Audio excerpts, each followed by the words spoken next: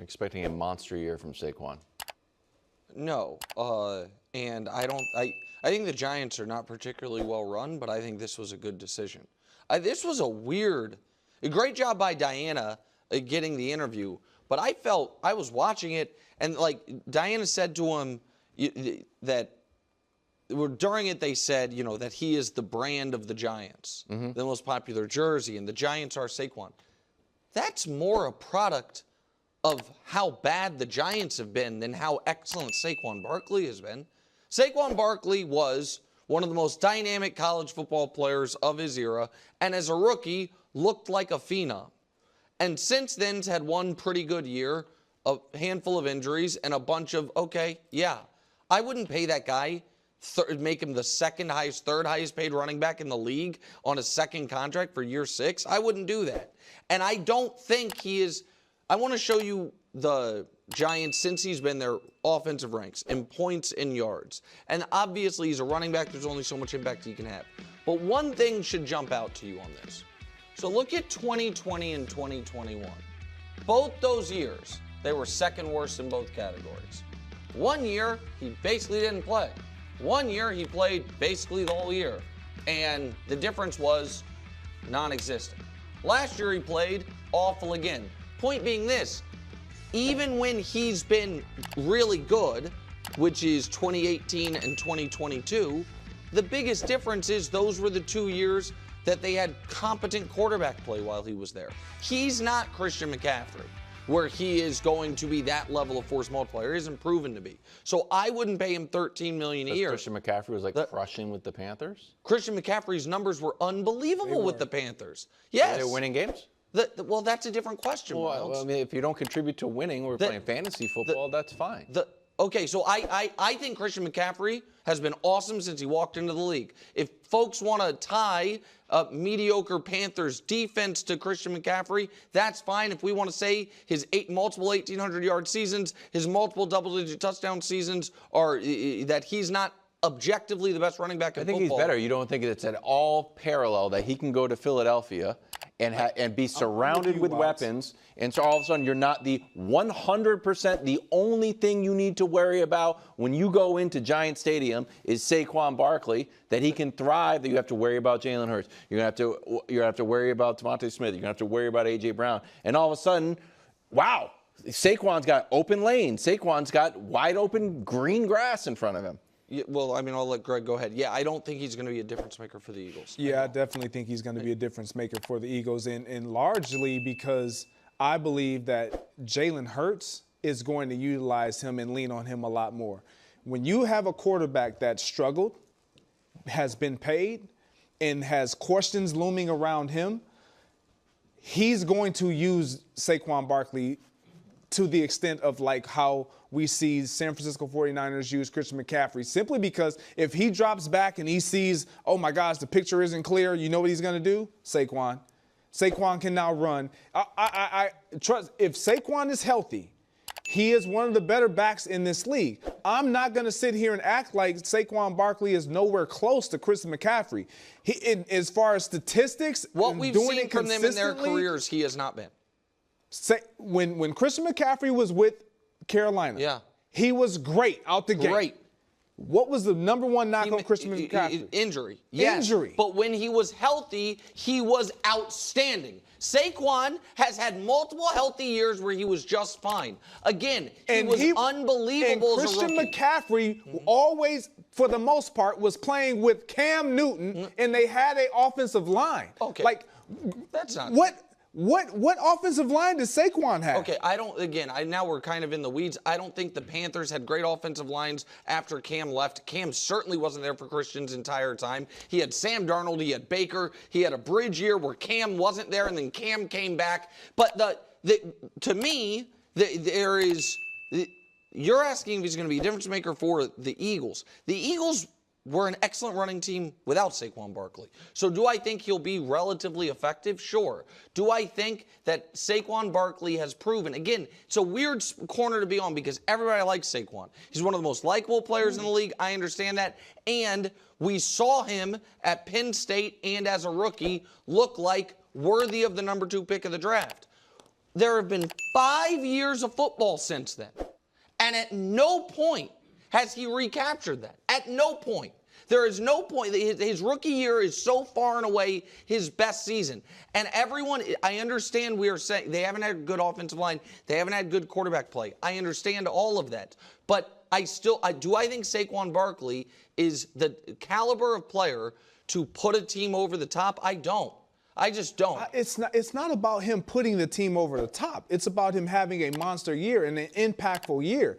That is definitely on the board. When you have all those weapons, to Wildes' point, the more weapons you have, it's like, who are you going to look at? Who are you going to ID as the most impactful player? 2022, when he was on the Giants. Can we switch those graphics? He had 1,300 yards, so if you add the reception yards, we're at around 1,700 yards, 10 touchdowns, 57, and no fumbles. So I would say if he could replicate this, yes, I would say this would be pretty good. I think he could 100%. I think he could do better than this. Oh, I think that's okay. I'll take the under on every single one of those categories, except for maybe fumbles? rush TDs. Well, no, you're not going to take the under on 0 fumbles. Grab rush TDs because I think there's a chance they use him as the tush pushback. Instead of, I don't think they're going to get rid of the tush push. You cannot use Saquon for the tush. Why not? Because you can't have an injury-prone guy being your tush push. Well, I don't think you got to put somebody else in there. I think, but regardless, I don't think he's going. There is not a long list of second contract running backs get paid a lot of money and it works out. In fact, it's Christian McCaffrey, and that's the list. And so nobody wants to say it, I think, because everybody likes him. And they feel like, man, he's a huge what if. What if a more competent organization had drafted him? What if he actually was on a team with real quarterbacks and weapons for during the prime of his athletic prime, what he could have been? But that's likely over. His athletic prime is likely, but I think that's where we live more than anything. It's the potential of him having all these weapons and having a defensive, a comparable offensive line, having the weapons around him and having a competent quarterback on a team that really could be successful without him, and you insert him in, and you're saying, nope, he's going to be. I think he's going to be. I think he's going to be around. I think he's going to provide around what. Was it DeAndre Swift for the Eagles last year? Well, around what DeAndre Swift provided. Can I pitch you one I think more? that's what. I don't think it's a massive upgrade. One more thing. Sounds strange. Because second running back contracts, a lot of times, like a lot of wear and tear, a lot of hits. In a weird way, has his injuries and lack of time on the field actually make him a little more fresh than the average second-year running back? No, not to me, because that's the other thing that's a bit of a misnomer. Like, he had 1 year lost to injury. Every other year, I think he's played 10 games once, 13 or 14 the other seasons, and then a full season his rookie year. So he has been in the league 5 years. He has played, 5 years or 6 years? He's missed the equivalent of one season. So they franchised him last year, right? That was so he's been in the league 6 years. Pardon me. So he's played. I don't have it in front of me. My guess is he's played 74 career games. And so. Check it for me, please. But if it was 70, don't tell me you got that on the nose. Did I nail it? You're the GOAT. Okay, thanks. I can just move on. All right, that's great. 6 full seasons would be pretty good. That makes sense. I thought he was missing random. No. Greg, are you still riding with Daniel Jones? Because it doesn't seem like the Giants are. Look, you know the caption that was with Joe Burrow. Guess who's back? Yeah. Like that's Daniel Jones. Oh no. Guess who's back? Oh no. Back again. No, don't. All right, that's good. Danny's back. Okay, we keep going. Yeah, tell a friend. I know. look, Daniel Jones is. I'm riding with Daniel Jones. Why? And I love it. I'm gonna tell you why I'm riding with Daniel Jones. I don't think he's the future for the New York Giants, and I'm being serious. Yeah. I don't think he's the future. Yeah. I still think he's a really good quarterback that just hasn't been able to showcase that because of the same reasons we talk about Saquon Barkley. You talk about a guy that was sacked 30 times in 6 games.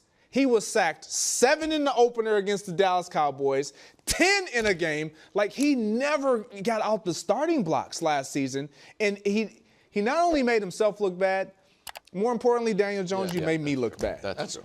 Because I had you high, buddy. You had top 10. I had you riding, soaring high. Top 10. Yeah. I'm not putting him back top 10. No, but you know what? But Buy I'm still low with on him. Daniel Jones. There's no one else on Daniel Jones' island. There's except a you. reason. Can I tell you what's more No, likely? we don't care about the reason. No, can I tell you what's more likely than Greg being right about this? He gets the Russell Wilson treatment, which is you're healthy, you're probably better than the backup, but we're so terrified of further guaranteed money vesting, we're putting you on ice. Because he has $23 million in his contract that is not guaranteed right now, but if he gets hurt and can't pass the end of season physical, becomes guaranteed. And so the Giants, who are going to be one of the 2 or 3 worst offenses in the league this year. I actually think the defense can be decent. I like Burns. I like like their defensive line a lot. They're going to start the season poorly and then be like, you know what? We can't risk it. He's not our quarterback of the future. We don't want to have 23 more million of this disaster of a contract that we signed him to vest, and it'll be the Drew Lock show. That's what I think is going to happen. I wonder if there's a little bit of a battle. Like, you think Dayball's job security is that?